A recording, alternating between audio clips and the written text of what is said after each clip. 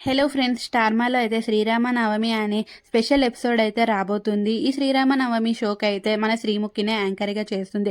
అయితే ఈ షోకి మన ఇస్మార్ట్ జోడీ కంటెస్టెంట్స్ అయితే రావడం జరిగింది.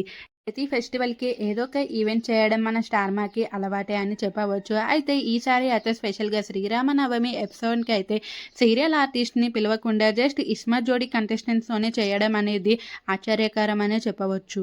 అయితే ఇస్మార్ట్ జోడీలో పార్టిసిపేట్ చేసిన అందరూ కంటెస్టెంట్స్ అయితే రాలేదు. కానీ ఫైనల్ వరకు ఉన్న కంటెస్టెంట్స్ అయితే వచ్చారు.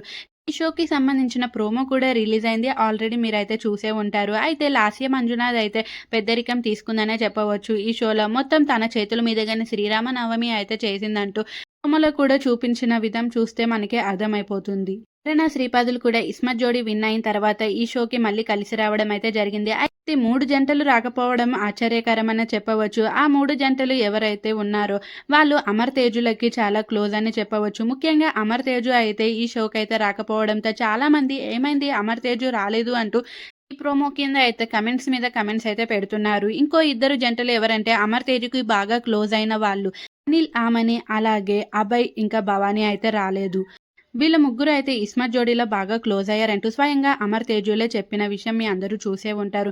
అయితే అమర్ తేజులు రాకపోవడానికి కారణం ఇస్మత్ జోడీలో వాళ్ళిద్దరికీ అన్యాయం జరగడం వల్లనే రాలేదు అంటూ వాళ్ళ ఫ్యాన్స్ అయితే తెలియజేస్తున్నారు.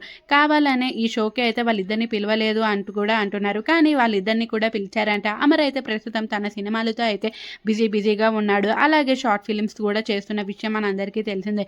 ఇంకా తేజు అంటారా, తేజు అయితే ప్రస్తుతం బెంగళూరులో ఉంది. తను ఇప్పుడు సీరియల్స్ ఏం నటించట్లేదు, కానీ తన యూట్యూబ్తో అయితే బిజీగా ఉంది. అలాగే ప్రమోషన్స్ ఒక పక్క చేస్తూ ఈ కారణంగా వాళ్ళిద్దరూ అయితే రాలేకపోయారు. ఇస్మత్ జోడీ బయాసిడ్ షో అన్న లాస్య మంజునాథ్ రావడం అనేది ఆశ్చర్యకరమనే చెప్పవచ్చు. మరి మీ